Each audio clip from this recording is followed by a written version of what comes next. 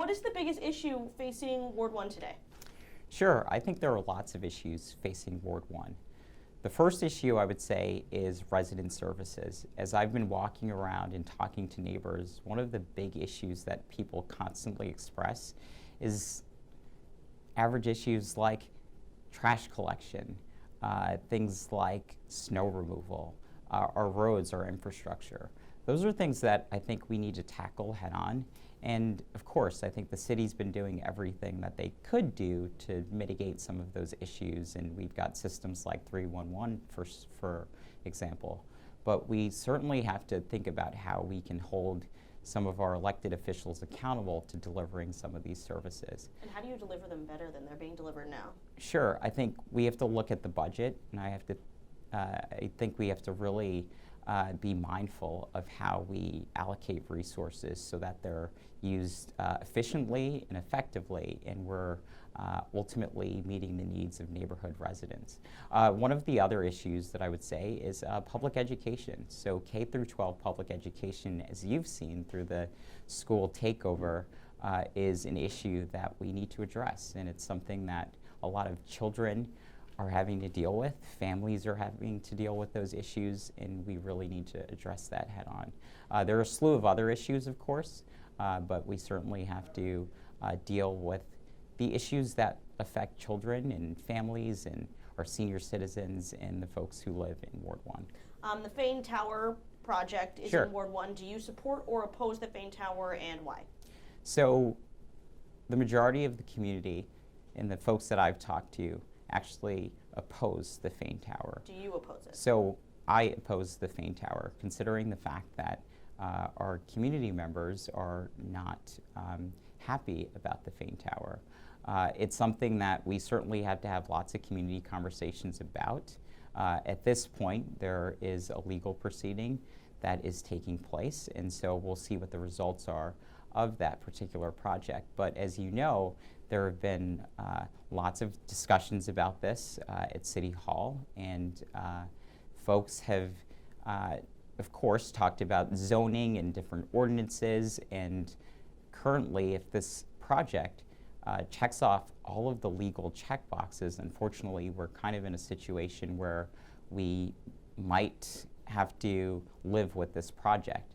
And if that is the case, we have to think about how we can work with the developer to ultimately decide what that project is going to look like, whether that's the design of the project or if that is looking at the number of affordable housing in the project. Well, he said absolutely no affordable housing. Exactly. So that's the issue, and we need to figure out ways of holding developers accountable, especially if we're giving them these massive tax breaks. So when we think about TSAs, for example, how do we work with developers and how do we hold them accountable to ensuring that they're really reflecting what the community wants?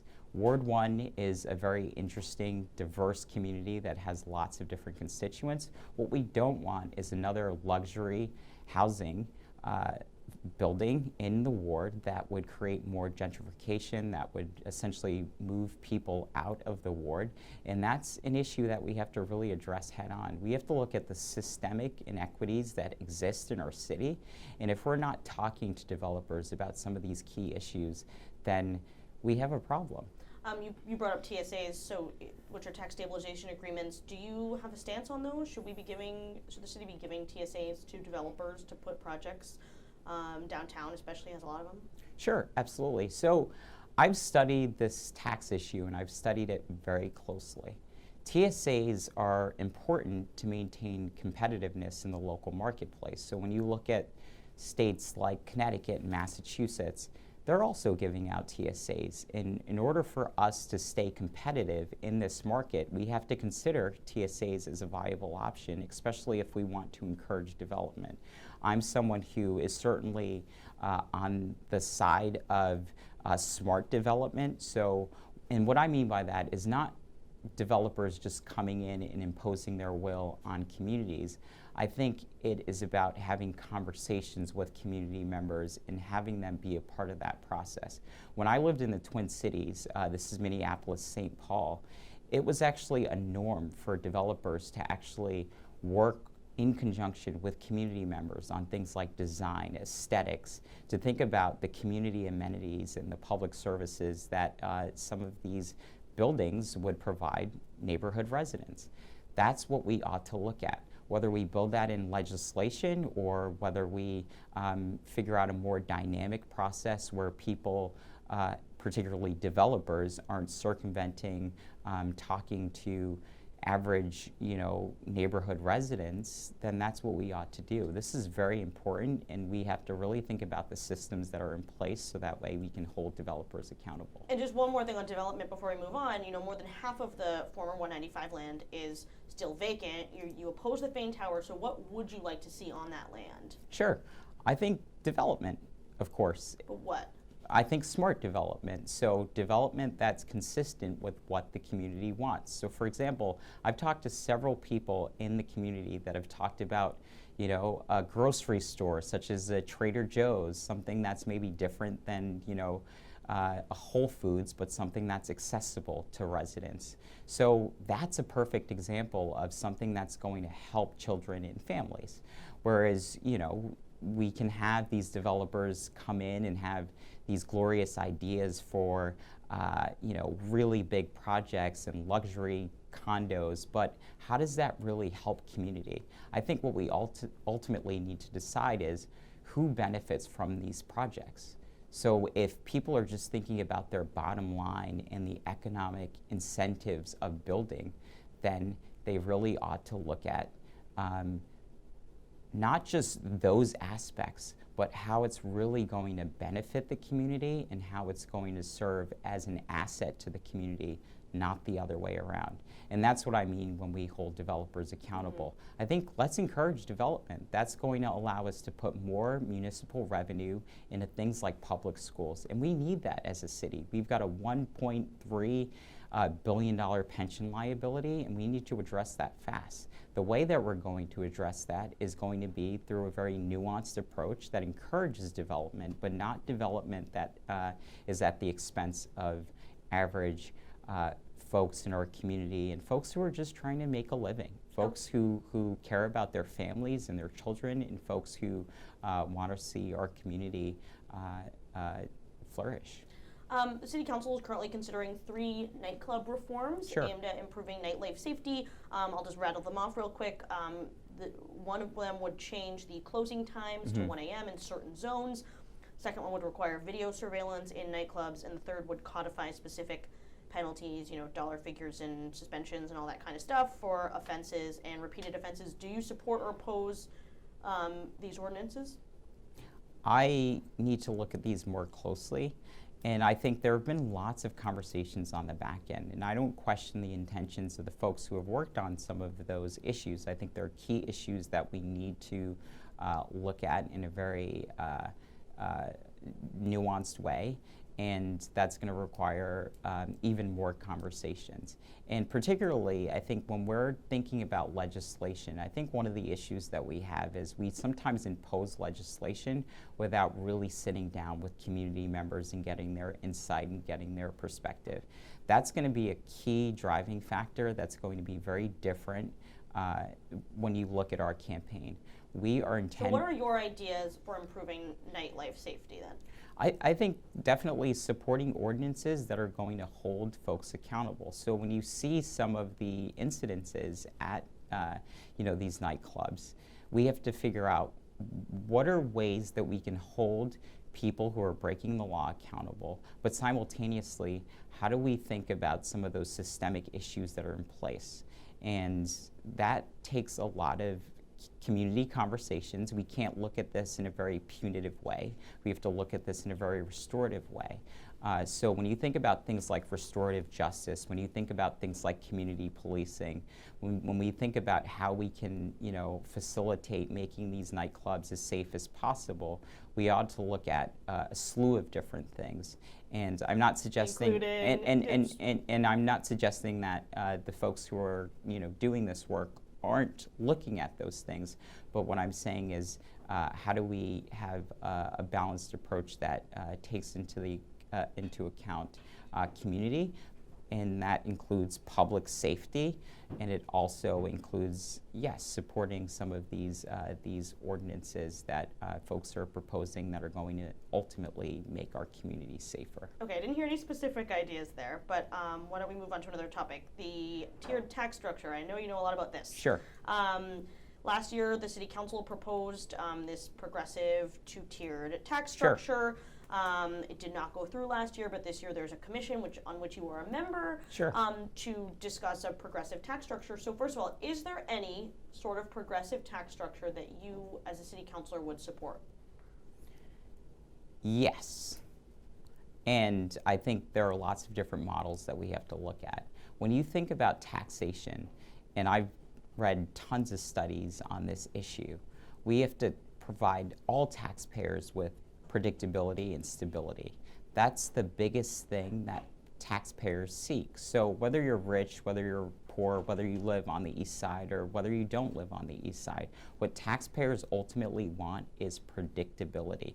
And unfortunately, when we constantly change the rules of taxes, we're undermining predictability. People want to live here, they want to stay here, and unfortunately, again, when taxes constantly change, it creates a scenario where folks don't know how to necessarily budget for their property taxes each year. I'm talking about elderly folks on a fixed income, and I'm talking about the most vulnerable amongst us. I recently read a study about Ferguson, Missouri, where there were people of color who were heavily cited for various things, whether that's speeding tickets or violations. And on average, these people were paying hundreds of dollars more based on the virtue of them being over-policed. And so when you think about some of these sort of systemic things that exist, that makes it harder for people to have disposable income that they could put towards property taxes. When you look at other models across the country, there are certain markets that are introducing things like circuit breakers, which look at income as opposed to value on houses, and that makes a huge difference. I think what we need to do too is educate folks on the assessment process, and also how they can be eligible for certain exemptions. When you think about veterans, senior citizens, some of these folks, I'm sure, know about the way to navigate this complicated tax system, but I'm sure there are lots of members in our community who don't quite know how to navigate the system. So part of it is outreach and education, and ultimately what we have to do is create a system of stability so that folks can budget, they can prepare for their taxes, and ideally, if we can lower property taxes for everyone, that is where we ought to go. How would you improve Kennedy Plaza? Sure. So Kennedy Plaza is a beautiful aspect of our city, and I think we need to capitalize on all of the great amenities that it provides to the community. When we think about Kennedy Plaza, there are also aspects that aren't so great. So when we think about the homelessness, for example, or the panhandling, as I've talked to business owners in that area, that's something that is a concern for them. But I think we ultimately need to figure out what are the best ways to address some of these issues. These are really complicated issues, and to suggest that we should just throw all of the panhandlers in prison or whatever the case may be isn't a logical solution. We have to think about this in a very nuanced, pragmatic way, and we have to ultimately help these people. These are people that, for whatever reason, maybe have lost their homes, or people who can't afford to live where they would normally live. And so that's a problem in our city, and we need to really address it head on. I think we have to look at things like legislation to be really mindful of those communities and how we can be best supportive of those communities, and how we can ultimately allow those communities, especially the most vulnerable amongst us, including our homeless, be as successful as possible. So as a city councilor, that's something that I want to address head on. And the city wants to do this makeover of Kennedy Plaza, and the mayor has said sort of the possibilities are endless. They're going to put out a worldwide call for ideas. So do you have any ideas for how to make over that area? Sure, I think we'd have to look at what the budget looks like. I think we would have to think about how we can allocate resources towards addressing some of the issues in that area, and then ultimately figure out ways of beautifying the place and making it even better for all of our constituents so that they can really enjoy everything that Kennedy Plaza has to offer. The Jewelry District Association has opposed some of the two-way bike lanes in Ward 1. They're part of the Great Streets Plan, where they get rid of a lane of travel for cars in order to make room for these two-way bike lanes that are separated from the car travel. The concerns are that they cause traffic jams, and there's not enough room for first responders and not enough parking. The bicyclists and advocates for these lanes say it's safer for the bicyclists. The city can be more connected in a place where you can bike and scooter and all of that. What is your stance on these bike lanes? I think we have to do everything that we can to encourage an environmentally friendly city. And if that means that we have to create more bike lanes so that way we can advocate for those who use bicycles, that's what we ought to do. I'm the only candidate who signed the Green New Deal pledge, meaning I am a proponent of the environment, and I think we have to address that issue head on. I think we have to provide opportunities for our city to be even more environmentally sustainable, and to also address some of the environmental issues at play here in our city. And so when you look at some of the recent hiccups, including what happened on Eaton Street, it's been really problematic. You know, our city basically put some bike lanes there, and they had to sort of tear it down and then, you know, repave the roads. And that's very problematic. That tells you that some of the systems and processes at place aren't as effective as they should be. And ultimately, the taxpayers have to foot the bill for that. So we have to really think about how we can encourage environmentally sustainable practices and how we can basically create systems that are going to be as effective as possible when it comes to implementing them. Also, when you think about the Port of Providence, for example, this is an issue that I've worked on with a slew of city councilors, as well as through my work spearheading the Providence Coalition and neighborhood associations. We have been out there and advocating for more clean air and more clean water for our children and our families and our communities. And when you look at what's happening around the Port of Providence, you've got these polluting facilities that are essentially making it so Rhode Island currently is the 9th highest in terms of prevalence of asthma in the country. That is an issue, and we need to really address those things. And unfortunately, it's our frontline communities that are dealing with these high asthma rates. 71% of the folks who are you know, going to the hospital, and some of these children who are affected by asthma are on Medicaid. And so if we're not looking at this from a very holistic way, and if we're not addressing this in an environmentally sustainable and friendly way, then that's problematic. If you had a choice, if you get elected, on which committee would you like to serve on the city council? Well, I would say I would like to serve on as many committees as humanly possible. But you gotta pick one. And I know I have to pick one, but I would say, you know, I'm working very closely on the tax issue right now, so I would certainly want to continue in that capacity. And then I want to be on things like public safety and education. I think education is so important to me, and it means so much to our community. So I think we have to tackle that one head on.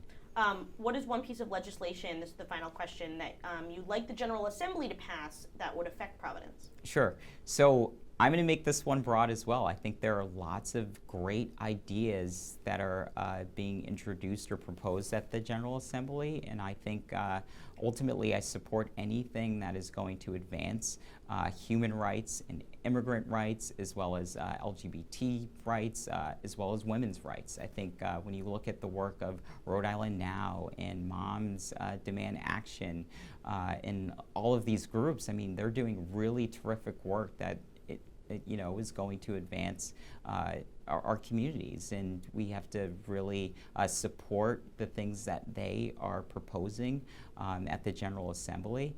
And I think we have to do everything that we can to make our ward as great as it can be for everyone in our community. I encourage everyone to check out our platform at john4ward1.com. Again, that's john4ward1.com, and we're going to have a slew of different policy ideas, and our platform is going to be front and center. And we encourage everyone to actually give us that insight and advice, because we're running a community-driven campaign. We're not working for the special interest. We're not working for the folks who are thinking about their economic incentives and their bottom line. We're thinking about community, and that's the slogan of our campaign, Community First. So I encourage everyone to join us there. All right, John Goncalves, Democrat for Ward 1. Thank you so much. Thank you.